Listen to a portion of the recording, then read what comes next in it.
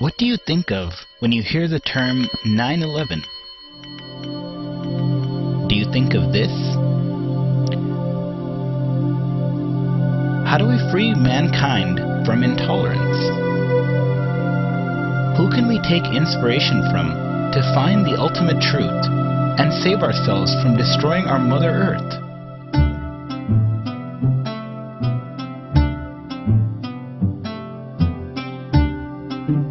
Does India have something to contribute to the crisis that is facing humanity?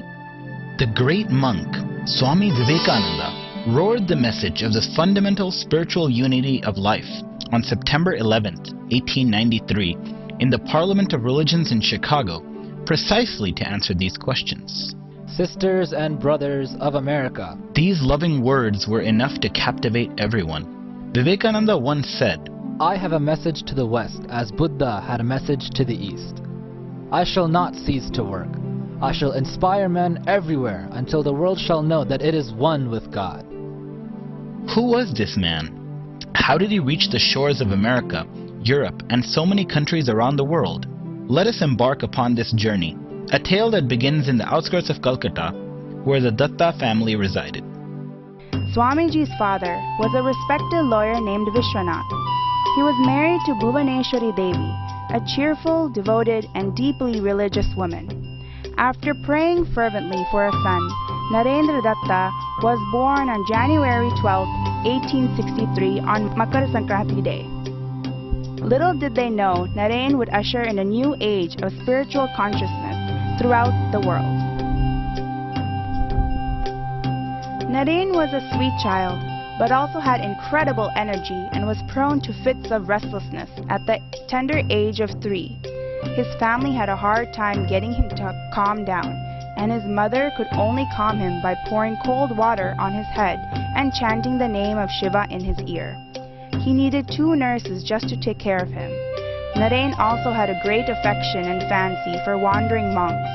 He would always give anything he had to a sadhu asking for alms, and once gave away his own dhoti as he had nothing else with him. Even after being locked up in his room, he would throw things from his window to traveling sadhus as an offering to them. By age 8, he was in 2nd standard, attending the Metropolitan Institute of Pandit Ishwar Chandra Vidyasagar. However, studying was hardly something Naren had to spend a lot of time in, so he spent much of his time in other activities. Occasionally, he would gaze off into space, drifting seemingly into some other world, and would proclaim by reading his own palms that he was destined to become a monk. He had a spirit of adventure and fearlessness, and once spent many hours on a tree to prove that no ghost existed in it, as an old man nearby had told him. He later said, Do not believe a thing because you have read it in a book. Do not believe a thing because another has said it is so. Find out the truth for yourself. That is realization. Naren attended the Scottish Church College between 1881 and 1884. He grew more intellectual in nature and joined the Brahmo Samaj, a Hindu social reform organization that protested against certain orthodox practices in Hinduism. Dissatisfied with mere intellectualism, the desire to know the ultimate truth and to know God became stronger. He asked many people whether they had seen God, but no one gave a satisfactory answer to him. One of his professors mentioned that the great saint, Sri Ramakrishna Paramahamsa, was not too far away, so Naren and 2 of his friends decided to go meet him. The meeting was a strange one, with Sri Ramakrishna talking to Naren as though they had known each other for years. Naren immediately asked the question as to whether Sri Ramakrishna had seen God, and he replied, Yes, I see him just as I see you here, only in a much more intense sense. If one weeps sincerely for him, he surely manifests himself. Naren was totally taken by Sri Ramakrishna's direct response. He knew that there was something special to him in spite of the fact that his intellectual side had some trouble completely believing him. Yet it was not long before Naren would completely surrender himself to this wise sage. After completing college, he was drawn back to Ramakrishna and grew tremendously under his guide. His spiritual training went on for over 4 years and included fun and frolic, as well as intense discussions and teachings of Vedanta, Bhakti Yoga and Jnana Yoga. By 1885, Sri Ramakrishna was tragically diagnosed with throat cancer, and everyone knew that his end was not far away. Narayan's meditation intensified at this time, and just before Sri Ramakrishna's passing, Narayan had his first experience of Nirvikalpa Samadhi, the total dissolution of oneself into the Brahman or Supreme Divinity. Just before passing away, Sri Ramakrishna passed out saffron robes for all disciples and established Narayan as the next head of the Ramakrishna order. Although all the disciples were in deep mourning when Sri Ramakrishna passed away in 1886, they knew that they had been extraordinarily fortunate to have partaken in his life and teaching. By 1887, Narayan and the remaining disciples established a mutt or monastery at Baranagar near Calcutta, where he gave each of them new names as monks. Amongst them was Gangadhar, who received the name Swami Akhandananda. Swami Akhandananda later became the guru of Sri Guruji Golwalkar, the second head of Rashtriya Swayamsevak Sangh. Although Narayan initially took the name of Swami Vivedishananda, it was rarely used, and he eventually took the name of Swami Vivekananda. In 1888, Swamiji began to travel across various parts of India. During his visit to Rajasthan, he met Mangal Singh, a local king who firmly believed that worshipping a stone or an idol was foolish. Swamiji knew that there was no way to intellectually convince him otherwise, so he asked the king's minister to take a picture of the king that was hanging on the wall and spit on it. The minister was shocked by the suggestion and immediately refused to do so. Vivekananda said to the king, "See, Your Highness, though this is not you in one sense, in another sense it is you. One glance at it makes them see you in it. Thus it also is with the devotees who worship stone images of gods and goddesses." This was the bold and direct way of Swamiji that brought a change in everyone he met. It was here in Rajasthan that Swamiji met the Raja of Khetri, who gave him the name Vivekananda. Afterwards, he visited Gujarat and traveled through many parts of South India as well. During his journey, he had seen in great depth the kind of poverty, hunger, and degeneration of our ancient Hindu practices all over India. He eventually reached the shores of Kanyakumari, where in frustration, he dove into the water and swam to a large rock, where he meditated for 3 days. Why had India reached this state? In his meditation, he realized, India shall rise only through a renewal and restoration of that highest spiritual consciousness that has made her at all times the cradle of nations. He knew that this could only be done, however, by inculcating a spirit of service and by uplifting India's downtrodden masses. But how could he take this message to everyone? In this moment of calling, he looked out to the ocean and realized he would have to go to the west to spread the message of Vedanta. On May 31st, 1893, with the help of money collected by the Raja of Khetri and other disciples, Swami Vivekananda set sail for America by ship.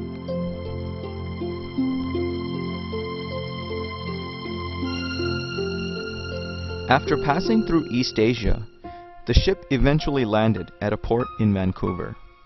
From there, he took a train to Chicago.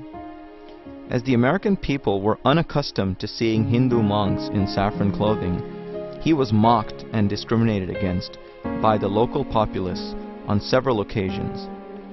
It was then, in the middle of July 1893, that he also found out that the deadline had already passed for signing up as a delegate for the World Parliament of Religions. Swamiji on multiple occasions thought that he may simply have to return to India. But he knew that the message of Hindu Dharma and universal oneness had to come to the West. His guru Sri Ramakrishna had already given him this directive in his meditations. In an effort to save money, Swamiji moved from Chicago to Boston. There he was able to meet the famous professor J.H. Wright of Harvard University. Professor Wright was so impressed with Swamiji that he insisted that Vivekananda represent Hinduism in the Parliament of Religions. Professor Wright stated, "To ask you, Swami, for your credentials is like asking the sun to state its right to shine." The professor wrote to a friend who was the chairman of the committee of the parliament, "Here is a man who is more learned than all of our professors put together."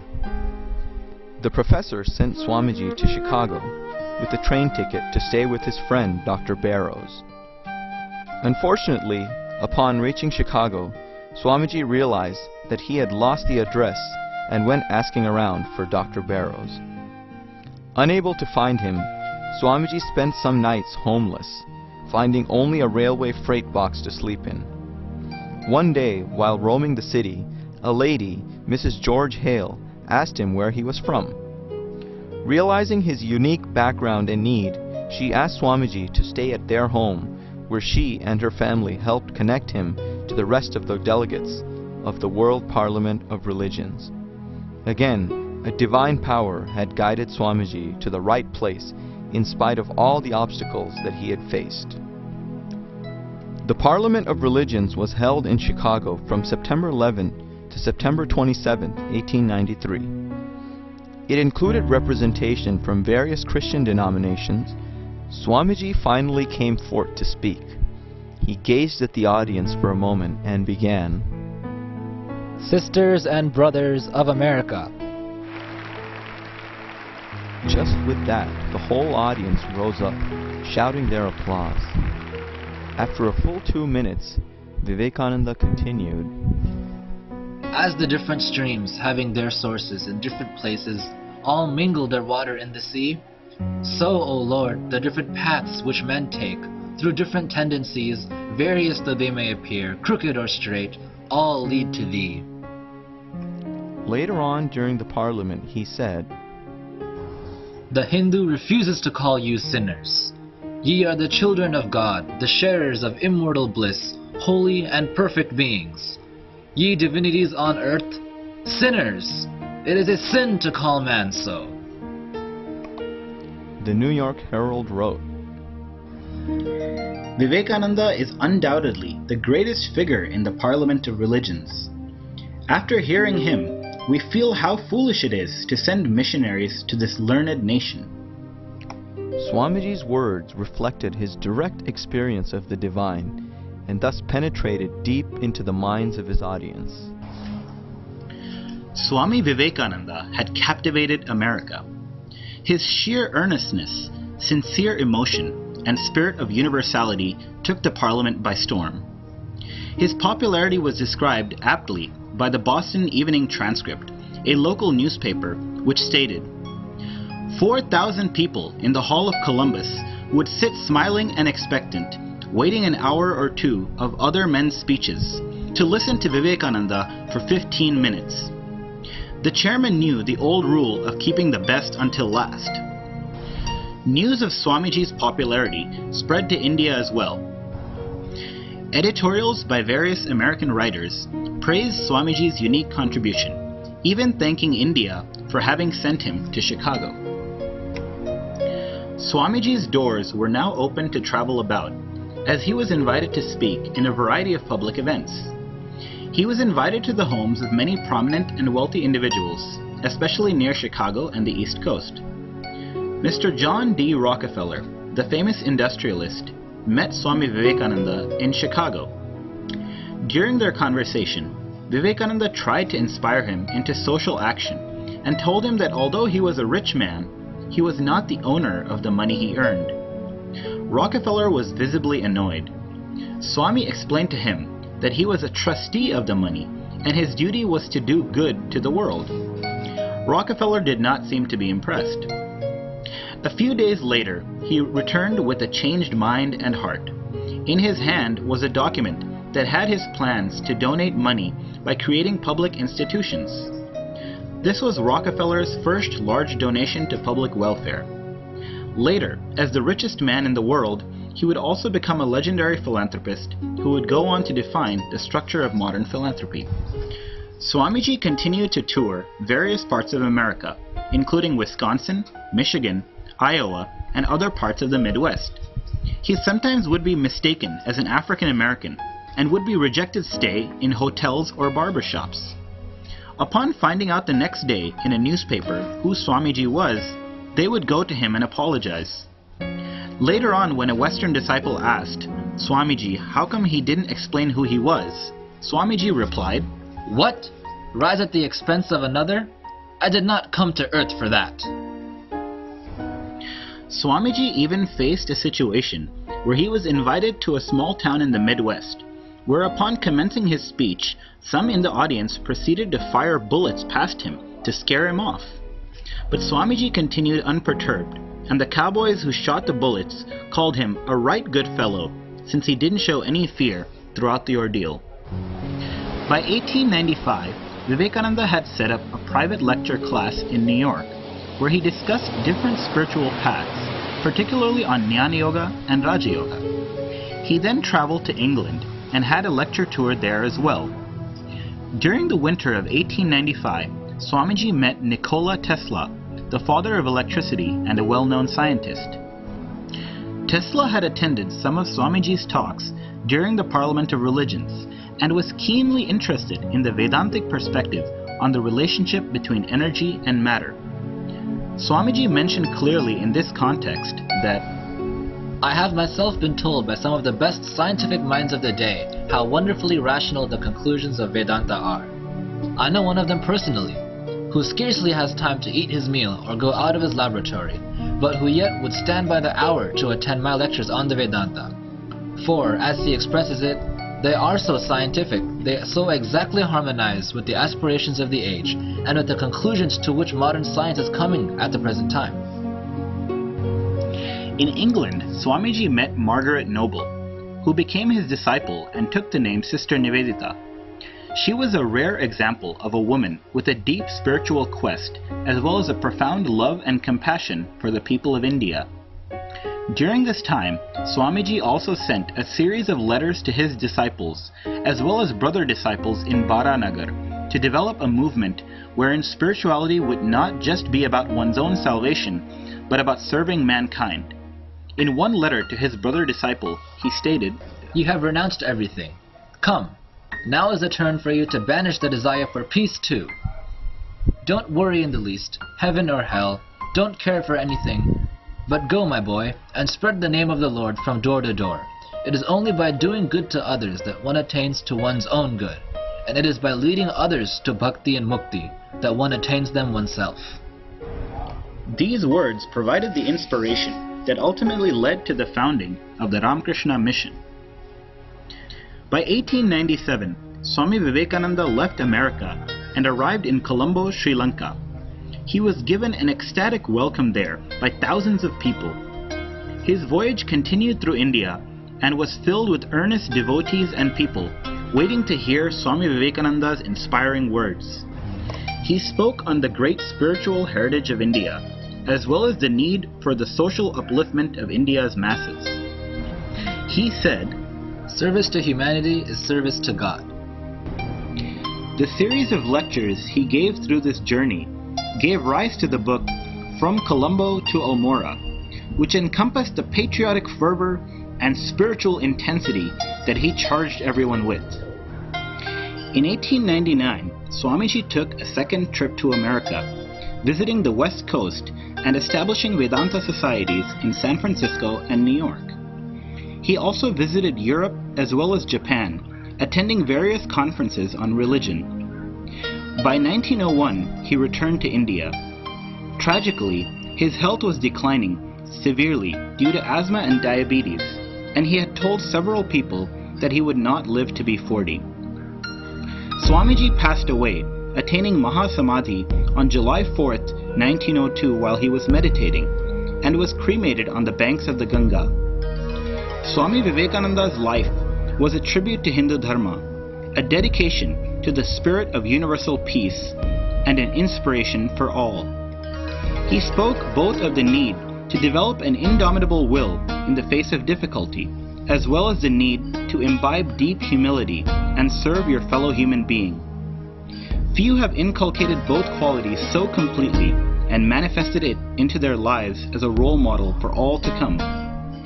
Come, join Hindu Swayamsevak Sangh in celebrating this year the 150th birth anniversary of Swami Vivekananda to spread his message and imbibe his spirit of selfless service within each other.